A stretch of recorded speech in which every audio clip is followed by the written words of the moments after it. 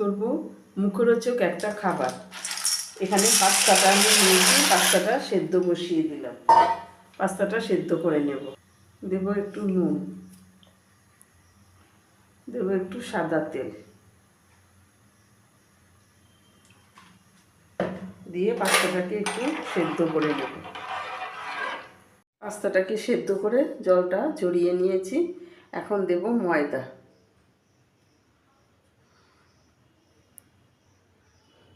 Cornflour, ভালো করে coat করে নেব। ময়দা কর্নফ্লাওয়ার দিয়ে কোট করে নিলাম। এখন আমি ভাজবো, হাই ফ্লেমে ভেজে তুলে নেব। তো এরকমভাবে ভেজে তুলে নেব। পাস্তাগুলোকে ফ্রাই করে তুলে নিলাম।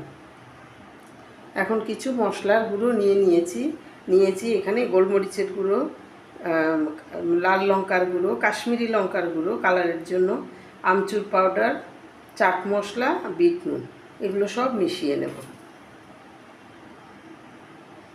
সেই সাথে দেব একটু পাস্তা মশলা।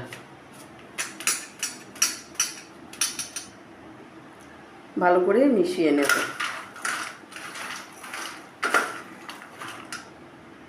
সমস্ত মশলার উপকরণ মিশিয়ে নিলাম। তো তৈরি হয়ে গেল চটপটা পাস্তা ফ্রাই। এটাকে স্টোর করেও রাখা যায়। তো আজ এই পর্যন্তই, আবার নেক্সট কোনো রেসিপি নিয়ে কথা হবে।